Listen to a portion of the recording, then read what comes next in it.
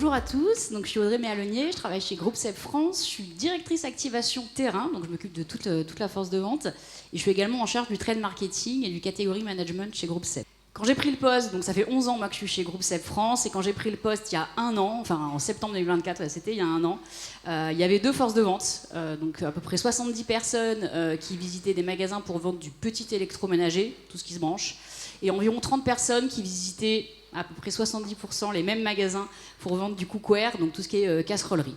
Donc ça, c'est la situation à date. Enfin, c'était la situation il y a un an. Et donc, je me suis posé cette question en prenant le job.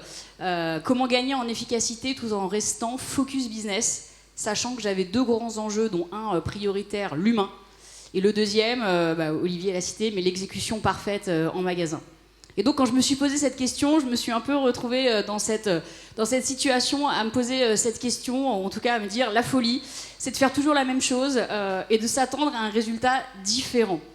Et donc, en début d'année, j'ai décidé de revoir les organisations, donc les 2 forces de vente, et de fusionner les équipes de vente pour avoir une force de vente unique qui vende et du petit électroménager et du cookware. Donc c'est là où Valentine intervient, c'était l'idée, donc le projet, j'ai pas fait ça tout seul, donc à ce moment-là, Valentine entre en scène et j'ai fait appel à Nomadia.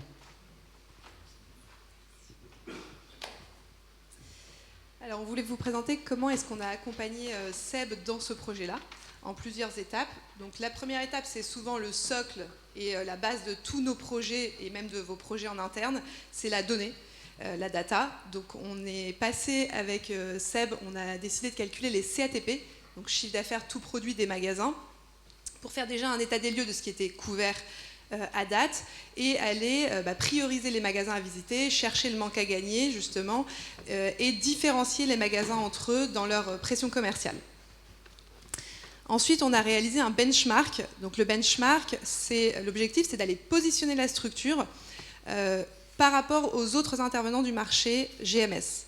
L'idée, c'est d'aller vraiment voir où est-ce que SEB est au-dessus des moyennes, en dessous des moyennes, essayer d'expliquer pourquoi, et d'aller chercher des sources d'optimisation pour la structure. Ensuite, la troisième étape, ça a été évidemment de construire une recommandation d'organisation. Donc on s'appuie sur le benchmark qu'on vient de faire pour avoir des moyennes marché et proposer une reco d'optimisation, mais on va aussi intégrer des spécificités évidemment de la force de vente de SEB. En quatrième étape, on a mis en commun donc évidemment notre recommandation d'organisation et on l'a confrontée aux contraintes d'Audrey. Évidemment, on intègre toutes ces contraintes humaines et à la fin, on arrive à un design cible qui nous permet d'aller construire la sectorisation finale. Donc c'est vraiment l'aboutissement du projet. On a mis à disposition des outils pour pouvoir faire des ajustements sur les différentes versions. Et donc l'idée, c'était d'intégrer évidemment les managers pour qu'ils puissent proposer leurs modifications et aboutir à la sectorisation qui est optimale pour SEB. Et donc une version qui est prête pour déploiement et qui fait ressortir ces résultats ici, qui sont moins 28% de kilomètres au total force de vente, plus 6 points de DV, moins 10 points de vente par secteur en moyenne et un nombre de nuitées théoriques réduit de moitié pour un secteur moyen. Donc ce qu'on voit ici, c'est qu'on arrive à combiner à la fois des objectifs de business et de coût, mais aussi des objectifs qui sont liés au bien-être des collaborateurs. Et ça, c'est vraiment quelque chose qu'on essaye de toujours mettre en place dans l'ensemble de nos projets. Si vous ne connaissez pas cette courbe, je vous invite, si vous avez de la transfo à faire, à aller la regarder. Alors là, ça s'appelle la value changement, et moi j'appelle ça la courbe de la transformation. Ce qu'il faut savoir, c'est que quand vous avez une grosse transformation, vous passez par différentes étapes. Et en général, même s'il y en a qui vont très vite, on passe à peu près tous par les mêmes étapes. Donc il y a le choc, il y a la remise en cause, on redescend. Et après, c'est assez humain, on remonte, parce que l'humain, heureusement, est constitué comme ça. Et donc, vous avez la mobilisation et après l'engagement. Donc ça, c'est important de le maîtriser.